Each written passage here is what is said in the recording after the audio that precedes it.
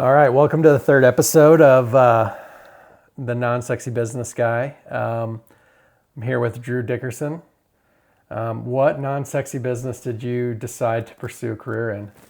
We got into the secondary market of Disney Vacation Club. So it's Disney's version of a timeshare, but seller to seller or buyer to seller on the secondary market. So people who have already originally bought from Disney and now they're selling to people outside of Disney. And why would someone look for you, or how does that market work as far as like, I own a timeshare, why would I sell to you? How does that, like, how'd you guys stumble on this market? Yeah, we honestly, we did it started out as just a love thing. We loved Disney growing up. I went to Disney every year for, I don't know how many years, until my dad bought into Disney Vacation Club, and we used our points every year to go. And then one year we ended up not using our points. And we found that you could rent your points. And so that kind of sparked the whole, there's monetary value that you can put on these points. And then with that, that's how we really just got into the market. And then we started different companies that do different things. And my dad and my cousin actually started a few of the first companies when I was in college and graduating college. Then I came back in 2016 and joined up, and then started a few more with them. And just did other things like that. But yeah, once we realized you could monetize the points in different ways and that they just had a point value, that meant that you could do a brokerage and people could buy and sell these contracts, and you could finance the contracts, and you could, we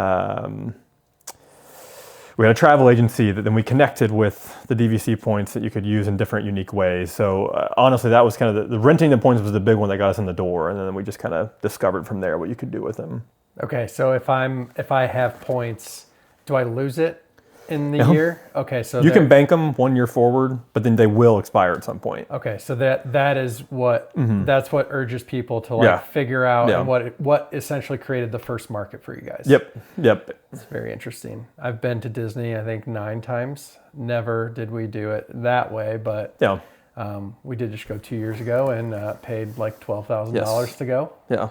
And that's what renting points, that's what the value created is that you go to the Grand Floridian, like I had friends who just called me and wanted to go to Disney, and they're like, how can we book through you and help you out? And I'm like, oh, that's awesome. And then so I was talking to them, and they wanted to go to Coronado, which is a $250 to $300 a night. Yeah. Yep. So $250 to $300 a night hotel if you're in one room. I was like, okay, I can do that. But I looked, and there was availability at the Grand Floridian, which is their flagship resort, most expensive resort on property. And I was able to get them a bigger studio at the Grand Floridian for $300 a night. And I didn't give them like a special discount. I gave them what the market value of the points are. But they're like, this can't be possible. She was like, this is an $800 a night hotel room. And I was like, yeah, you're just renting points. And there's pros and cons to it. But if you're comfortable with it and find a reputable company like ours, then you can save 20 to 60% on rack rate on what Disney charges you if you just go and pay $12,000 for it. So this is very different. I know a lot of people are probably familiar with the Disney planners that are going out there, and they're helping you plan your vacation or whatever, and like you don't pay them, but they get some sort of points from Disney to something. This is very different. You guys basically built an entire flywheel for yourselves around the Disney enterprise, correct? Yeah, we strictly did it around Disney Vacation Club at first. Then we actually started a travel agency that has grown immensely over the past 3 or 4 years. And that's just one of we have, I think we're up to about 8 companies under our Keyholder Vacations brand now. And so each company could be a standalone company, but obviously they work much better when, we call it like the spokes of a wheel.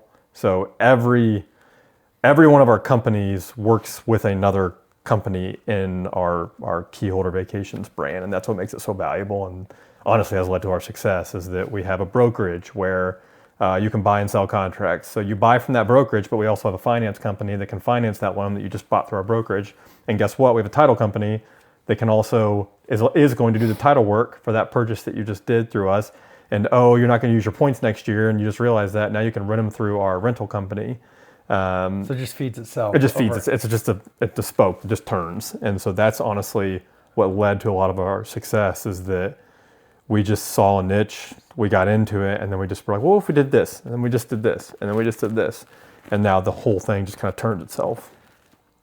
In jumping in, like, I think that's where a lot of entrepreneurs get hung up, is like they try to come up with the perfect idea. They try to, do tons of research. Like, as you got in, you found your initial entry point.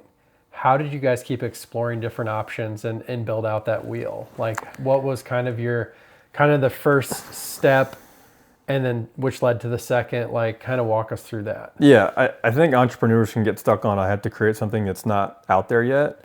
You don't necessarily have to. There was already, the only thing we created that nobody else had ever done was the finance company. Nobody else had ever financed a Disney Vacation Club contract. That was the first thing we ever did. Every other company we created, somebody else was in the space already. So it doesn't have to be this super, like, oh my gosh, no one's doing this. Sometimes you just have to do it better. Yeah. And that's what we did. We actually bought into the rental company. A guy in North Carolina actually started it, and we formed a great relationship with him. We bought in, and we worked together for years and years and years. And he exited on a very good exit, and we still talk from time to time. But we got into that, and there was already a guy, and the biggest one there was out in Canada, and he was so much bigger than us, and then had been around for 10 plus years more than we did. But we kept eating into the market share. And that's just kind of how it's grown. And so once we got into the rental company, then it was like, okay, we can start a finance company because nobody else is financing. And then we wanted to be attached to a brokerage. We could have a travel agency that is doing stuff with our rental company and just growing Disney in general. We can then get into, and then that's when actually we had those 3 or 4 companies. And then in 2020 is when we joined with a brokerage and the owner there, and that's what formed the first rendition. We called it World of DVC at the time because we really only had World of DVC or DVC brands, and over the last 5 years we grew it substantially, and that's when we became Keyholder Vacations because we just don't do just DVC anymore. Our travel agency it's platinum with Disney, but it's hopefully going to be diamond in the next couple of years, which is like their top tier. And there's only 3 or 4 of those in the country right now. And then we have a ticket company now. And so we just, like I said, everybody was already doing different things in the space. We were late to the space. We just did it better in a lot of ways. We were a little bit more creative. We were willing to take more risks, do those kind of things. And that's what, my family's just born entrepreneurs. And so my dad, my cousin, Nick, who was the owner of the brokerage and our current CEO, like we love to create. We love to just have fun with it. And how could you have more fun than with Disney? Yeah. So that's what kind of just led to it all. Yeah, it's an incredible story. And a lot of people, I think, shy away from, I know when people talk about exits or talk about customer concentration and stuff, and in your case, you built your entire ecosystem around one specific player, which is very interesting. I think we kind of touched on this when we first met for coffee, but talk about like why you're so bullish on Disney and why you think that flywheel is essentially never going to end. Yeah. I mean, Disney's been around for a long, long time, and it's kind of that beast that the only thing that's going to slow it down is either itself, which happened in 2022, 23, but even then, their average occupancy rate is around 87%. And even in the recessions, except for COVID, 87%, 89%, 86%, 87%, like it doesn't go from here to here. So if Disney keeps creating, if the magic is still there, if people have the demand, which you could argue demand's higher now than it's ever been. Prices are higher than they've ever been, and people are still going every single year. We just saw that, okay, like what's going to stop Disney? You could get into an AI company and overnight a new AI is going to come out and change all this and things like that. But like Disney's Disney. No one's going to build another Disney World because you can't. Like Universal is the closest thing to it. And what they have is really cool, but it just doesn't hit the same as Disney. So now that they've gotten away from when Iger came back after Chapek was fired, they really got back to creating what they like to say, the movies, the shows, everything feeds the parks, which then feeds the movies and feeds the parks. It's just this circle. And now they've gotten back to a lot of good movies, creative stuff. They're putting how many billions of dollars into the theme parks over the next 3 to 4 years. We just saw back in 2013 that like we loved it. We loved going. We saw all these people going and we're like, what in the world is going to stop this from just people wanting to go? Like kids, I have 3 girls and all they want to do is play with princesses and dress up as princesses and all that stuff. And that's so innate in kids that it's like, what's going to stop it? No, and I completely agree. And I think one thing that Disney does very well is they're very strategic as well. So for instance, we signed up for the character breakfasts and dinners and all the stuff. And Epcot is probably the least kid friendly, but Elsa is there. Yeah. So that gets you going there. And we got the park hopper and we made sure we booked the breakfast and we did the ride and stuff. But after that, it was tough for the kids to find things that they really wanted to do there. But they definitely do a great job of spreading out the entertainment to where, I mean, Toy Story's here, and then Tower of Terror is over there, and you've got to kind of bounce around. And it, as a consumer, I mean, not to put it negatively, it is an incredibly sophisticated money grab. Just because how can you say no to your kids? And I mean, and there's Disney adults too that, I mean, go every single year. It's like 50% of the stats are about 50% of people going to Disney now are adults without kids.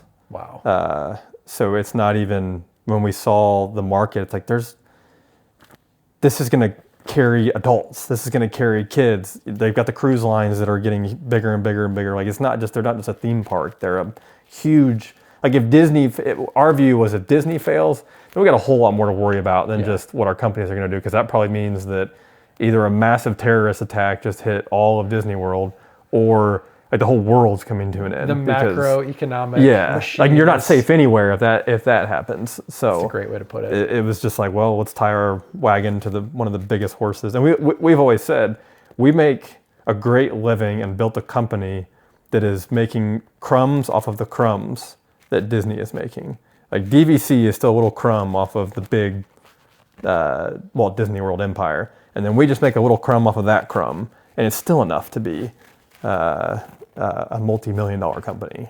And I think it's great that you say that, because I think when I talk to a lot of young people who are trying to get into entrepreneurship and trying to do something cool, I feel like they think they have to go big. They have to be the next AI. They have to do something like that. And to your point, like even a small like microcosm of a bigger organization makes a tremendous living, and there's a tremendous ecosystem to live inside. You don't necessarily have to create something from complete scratch. Nope. I mean, like I said, we were very original in our ideas once we got the companies going, and that's been our one of our core values is innovation, and that's all we do is innovate all day long. Is how can we just be better? How can we improve ourselves? How can we improve the guest experience? And that's what we did from the beginning. Is we didn't really create these things out of thin air. We're like, oh, they're doing this. I think we could do it a little bit better, and that's what we did. And through acquisitions, through startups, through all that stuff, that's just kind of how we got there. You're speaking my language. So, how big is the company now? Like how many employees, how many locations, kind of where is it at? We have about 80 employees. We started with maybe, 7 back in 2013, 14. We have an Indianapolis headquarters downtown, an Orlando headquarters, and we are all over the country with people. We're a lot of remote workers. So we probably have about 15 to 20 in Indiana, 20 or about 15 that go to the office in Orlando, and then the rest are all over the place. And then we have another 60 independent contractors that are with our travel agency. So in total, we have about 140 kind of on staff, but the 60 are independent contractors. Gotcha. So are a lot of those people just managing the in and out calls and brokering the deals and the points, or I mean, are there people that go into Disney and are somehow, chatting with the Disney park folks, or you guys are completely separated? We're completely separated. So we're kind of a necessary evil from the DVC, Disney Vacation Club employees and team hates us and loves us all at the same time, because we make money off of people buying from you instead of buying from them. But it's like driving a car off a lot. If you're going to buy a Disney Vacation Club contract directly with Disney, it's way more expensive than buying on the secondary market. And they realize that. So if you're going to go spend $20,000 on a contract, do you have a better time selling that if you can say, look, if you don't want to use it after 5 years, it's probably still worth some money over here because you can sell it on the secondary market. Yeah. Or, hey, we're going to completely destroy the secondary market. And now that contract that you just bought, there's no way you're getting out of it. Yeah. Like somebody can buy it for $100 tomorrow. Which is the story of most timeshares. And that's why Disney is so unique. It's just not timeshare. Like, we hate the word timeshare because that's not what it is. Yeah. It started in, I forget what year it was, 1996, 1998. So they have deeded expirations. So they expire at some point. So at some point, you just lose your contract. You hand it back to Disney. Okay. They have actually appreciated in value as they have gotten less life on the contract, which makes zero sense. But the demand is so high that people want to buy it. So we have people, the 80 people are honestly, we have salespeople at the brokerage. We have the title company is mainly in Orlando. Indy has a lot of operational headquarters. We have the accounting team, a marketing team, tech team. That's kind of spread out all over the place. About 3 or 4 of the companies are taking a lot of inbound calls and order taking. And I want to go to Disney. Okay, well, do you work with our travel agency? Do you work with a rental company? But we have a lot of people that are just operators, just turning the wheels and keeping everything going. Gotcha. So it's like any other strong corporation. Like, you've got people in all different departments, kind of making sure the machine runs well.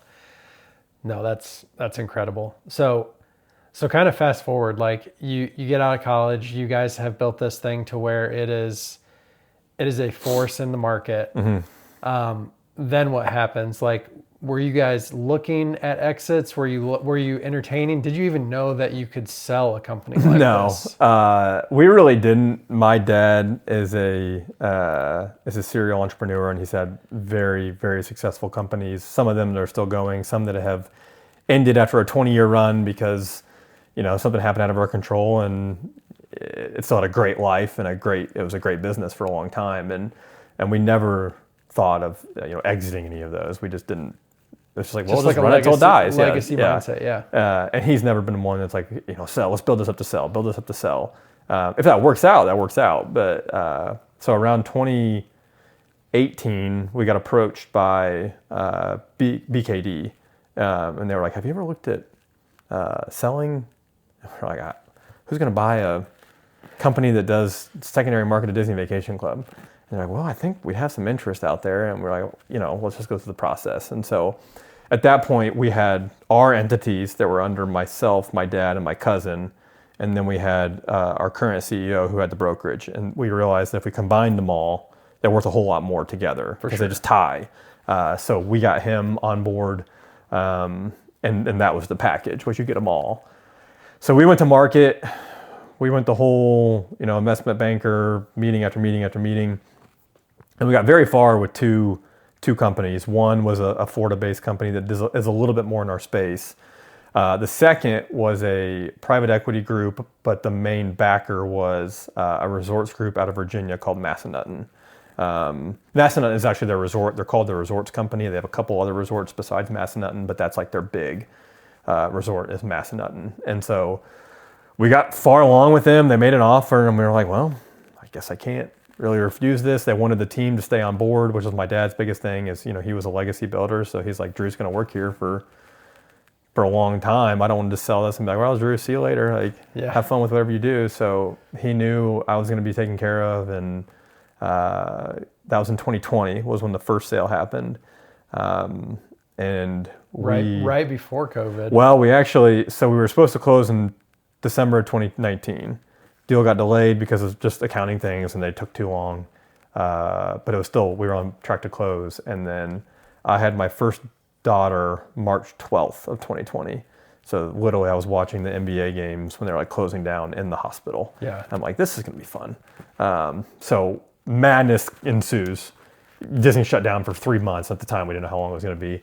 They back out of the deal, but then they come back and say, okay, we'll do the deal even with all this going on. I think they had the foresight to know it's not going to be shut down forever. It's going to be fine. They held a large portion back in escrow for us to hit certain thresholds, but they were very, very low thresholds. It was like basically the world's not ending. You'll get your money. Yeah. So we hit them all in that first 6 months to a year, closed in COVID. Didn't have like any kind of closing party or anything like that for another year till we actually all got to get together. All our board meetings and stuff were virtual for how long? But everything worked out. Massanutten and the private equity were great partners, brought great value. We exploded in growth from 2020 to 2025. And at that point, we had really grown to a substantial EBITDA number. And we were like, all right, this is probably a good time to take it to market with all the cash out there. Yeah. Markets were good. And it turned out that the resorts company didn't want to lose it.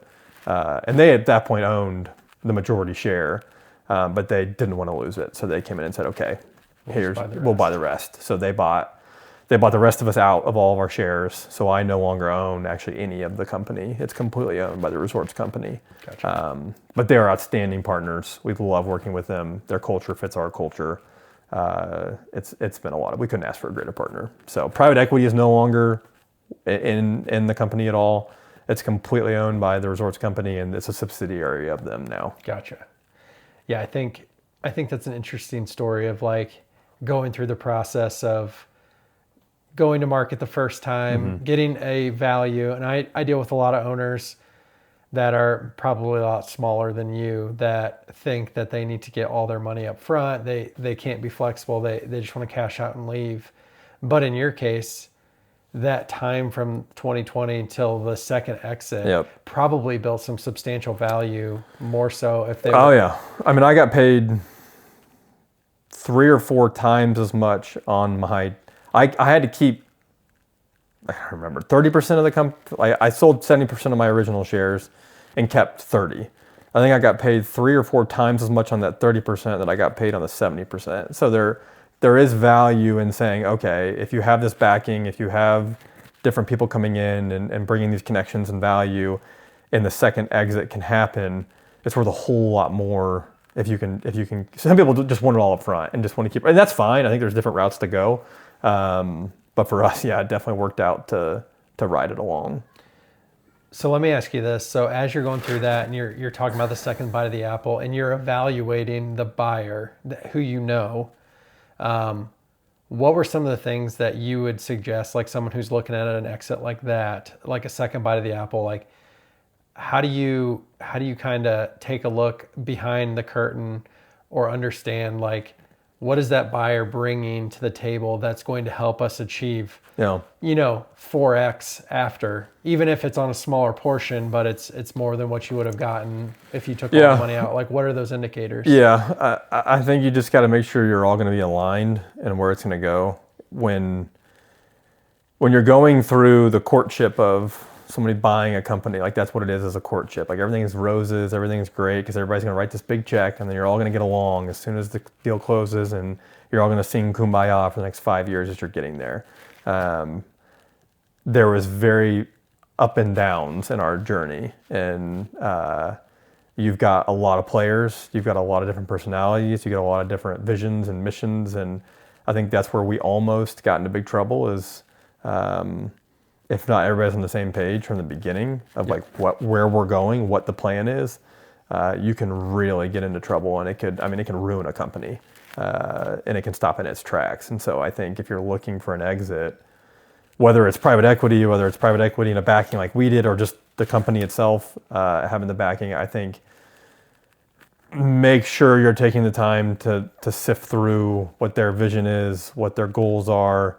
Not saying you can get all that in writing, but it can be tied to certain things that you can hold back and say, I get to decide X, Y, and Z, and it doesn't come to a board vote for these things. So if they're saying they want you to stay on because they want you to aggressively grow and do these things, they're going to need you.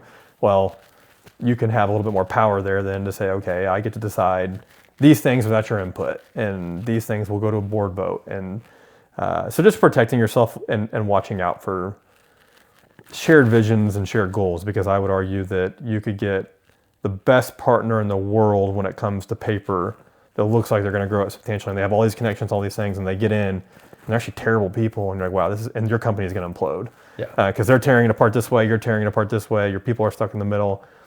If you look at a partner and it's like, well, there might not be as sophisticated and as, I don't know, intelligent or whatever the word is for you.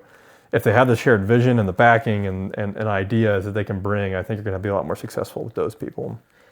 Yeah, no, I think that's absolutely a good thing to think about. And as I look at like private equity and different strategics that I've dealt with and what is out there online now, some private equities have done it very well, and they have a good model that makes sense. And then other private equities are, for lack of a better term, they're in it to make profit, and they will strip a company down and they'll sell its parts off. And so I think that's what's important, because when I'm dealing with, if I were to sell your guys' company, usually the private equity pitches are always cash right now. We have cash, we have cash. Yes. We have a fund that we raised hundreds of millions of dollars, and that sounds awesome. That's life-changing money for the majority of people. But it's after the sale. Yeah. Like your best friend works at the company, has been there 20 years, you name it, and then private equity buys it, and your best friend was also the highest paid, and next thing you know, he's no longer employed there, and you have to live in the same town with that person for the rest of your life. So I think that's a super important piece to think through. So as after the exit, can you share like where the company is going now? Yeah. Maybe give us an estimate of like how large the company is. Like platinum supplier to Disney's it's a pretty big player at this point.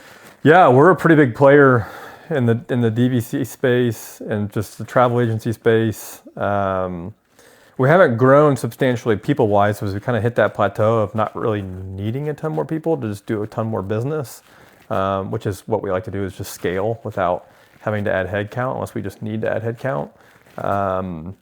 But we're still growing. We definitely slowed our growth from the standpoint of how aggressive we want to be and things. It's different when you're private equity and all this stuff and you want to grow for that big sale. And after that big sale happens, some companies they don't want aggressive growth and all these things. They would love a 7 to 10% growth rate year over year. And our company, where I think we would get a bigger multiple, is because our cash flow is so positive that we barely have any hard assets. We barely have our overhead is our people mainly. So our cash just churns. So for them, it's like, okay, 7 to 10% year over year growth. I get all this cash back every year. Yep. That's kind of the model we're going. We're still innovating. We're going to start our current travel agency is big into Disney and Universal, and that's where we kind of focus. But we want to get a little bit more into the luxury space. So we're exploring that, starting another brand that does luxury only. So think your Four Seasons, your African safaris in the middle of Kenya, those kind of things. Yeah, like very experiential. Yeah, very experiential. We're looking at just kind of different things internally like that. We love the DVC space, but there's only so much you can do there. Yeah. So we're trying to explore outside DVC and just outside Disney as well, because while Disney's a massive player in the travel space, it's a drop in the ocean of all that's out there. So we're really kind of getting aggressive into that side of, okay, let's grow outside of DVC while still having a good hold on the DVC market, and that's really what we're exploring right now. But the owners don't really want to see, let's go put $5 million and go do X, Y, and Z. It's like, you guys are doing great. You're growing over 10% every year, even when we are like a little bit more passive on the things that we do. Innovation, last year alone, just people's ideas in our company made over $2 million in EBITDA. Like just hey, I have this idea. Great, let's do it. Let's implement it. Boom. It wasn't another company. It was just different things that we did in each company that were like, boom, $2 million. So that's why we just continue to pour into our people, set them up for success, set them up for being able to innovate, and then just sometimes we fail, and that happens a lot, and then we learn from those failures and drive forward. That's awesome though, for an employee to be able to, bring an idea to the owner and that actually gets implemented, and then they can see it on the, whatever the next company meeting that was my idea, and it's doing very well. That's a way to keep people too. Like that's awesome. So kind of on that note too, like how does your faith kind of tie into the business and your people, and kind of what is the culture that you tried to create either from the beginning or even after the sale? Like what does that look like? Yeah, we've always had a culture from the beginning of just people first. Like that's what matters more than anything. We would have never sold the company if we thought the buyer was going to come in and fire one person. We're like, we're not selling, we're done. Yeah. That happened the first time, that happened the second time. If we knew, Nick, our CEO, and my view was that if we did not sell to the resorts company, if we sold to anyone else, it's going to be on paper, written somewhere, that we have total control over personnel. That you cannot decide to fire anybody, you cannot decide that we're putting this person in this role. Like we get total control over that. And so we've always followed that model of just, if you take care of your people, they're going to take care of you, and if they take care of your people, they're going to take care of your numbers. And we just see that year over year. And while we're owned now by a separate company, and some are believers, some are not, and everything in between, we can't necessarily make following Christ a mission statement, but I think it's something that we can live out as an example in what we do and what we focus on. And our focus has never been profits and how are we just going to maximize profits this year. This year we're big on unreasonable hospitality. How can you be unreasonable in the way you serve your team and in the way you serve your customers? Like that's what we talk about in our leadership meetings is, okay, how have you innovated today? How have you taken care of your team today? How have you taken care of your guests today? And so I think there's they might not be as outspoken as we might love for them to be, but there's a very just faith-based behind the scenes happening that I think people see a lot in the way we lead and the way we grow and the way we treat our people. That's awesome. So I'm assuming you've read the book. Oh yeah. Reasonable Hospitality. Oh yeah, we love that book. One of my favorites. Yeah, we love that book, and then now we're into Power of Moments, which is we call Unreasonable Hospitality the theory of being unreasonable in the way you serve your team and everything like that. Power of Moments is the application on how do you actually do it. So that's what we're kind of focusing on this year is the power of moments and how we create those moments for our guests, whether it be the finance company. We found out once that somebody had to sell a contract because somebody passed away and they just didn't go to Disney anymore, and so we sent them a little gift basket when they paid off their loan and the contract closed. And man, it didn't cost us $50 to $100, and you would have thought that we gave them the loan for free. And we're trying to do those things kind of all over the company where it's just little sprinkles. And that's what gets highlighted. So yeah, we love that book. We really love it. In the age of AI, everyone's terrified of that. I think that's the differentiator right there. Those little gestures, handwritten thank you notes. When I was at Napa, we used to always, and if an employee died or somebody in the employee's family died, we would always send flowers that were blue and gold for the company colors. And I'm spending a company that is worth $16 billion. I'm spending $100 on flowers. Yeah. And the families always loved it. Yeah. So I think that's such a great way to connect. Yeah, we just always believed in that. Unfortunately, we had actually a teammate in our office pass away, literally in our office. Oh my gosh. While we were all there. And it was obviously extremely sad, and we still feel it, every time you walk into the office. But we have about 16 people in the Indy area, somewhere around there, and 15 of the 16 were at her showing, her funeral, pitched in to help our kids with Christmas. I mean, like, you know, and we had everybody from all the other locations sending flowers, sending funds to help the kids and different things like that. And, you know, in those moments, the darkest moments, you're like, okay, that's when you see Christ's light to say, what we built here is good, because people do care about each other. And in the midst of like the worst time in company history, like we really rallied around that. And, yeah. Wow. You know, you can only do so much as a leader. You have to have good people in the company too, and we just take a lot of pride in who we hire. Yeah, no, that's incredible. So, I think to kind of close it out is from someone who's lived it, has grown a company to above $1 million in revenue, much more than that, and then to exit. I mean, you're in a very select category of entrepreneurs, business owners. Like most people don't get to see that. What advice would you have for someone who's starting out trying to build something, and like what is some advice like practically that they can kind of latch onto? Yeah, I'd say my biggest battle when I first started was if I would give advice, is you're never too young to lead or to grow a company or do these things. You know, I started when I was 25, and I started leading my team at 26. And, you know, I'm 33 now. I'm still probably considered young. I don't feel as young these days, but like you're just never too young to lead. People will look at you differently when you start out, but it only takes, if you can lead a team well, it does not take long for them not to care about what your age is. And then for anybody of any age, it's just eat the elephant one bite at a time. I think people get in, they're like, oh, I gotta do all these 50 things. It's like, just be really good at one thing. And when you're starting out, when we did the rental company, we were just gonna be really good at building the brand. Like that's what we're gonna focus on for this year.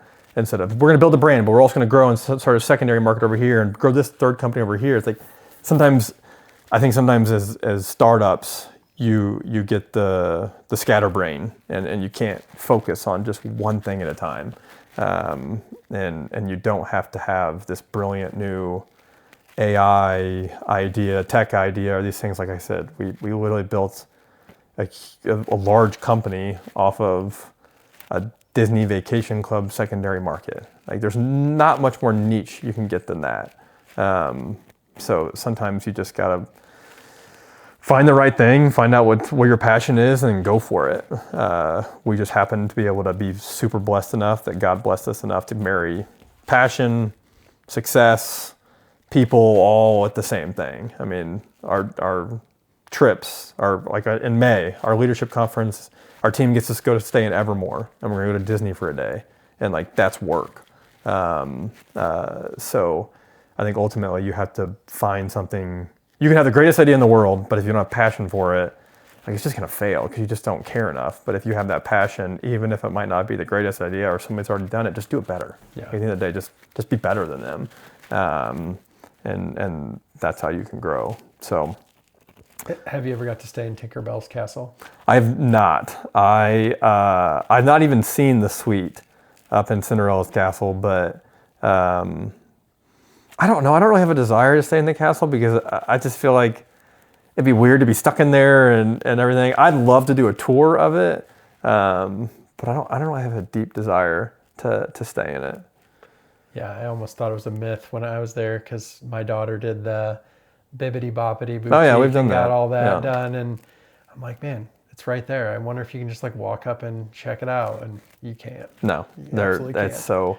When the Year of a Million Dreams was going on back in, I don't even remember, 2009 or something like that. I could be way off, but I think it was because I went there in high school. Yeah, so every night there's a guest that got selected to stay in the castle, and my family was always like, "Oh, we gotta get selected," and we obviously never did. But yeah, I think it'd be cool to see. But I like the deluxe resorts, the DVC resorts a lot, and they're good enough for sure. Well, I really appreciate your time today. Yeah, thanks for having me. All right, absolutely. Thanks.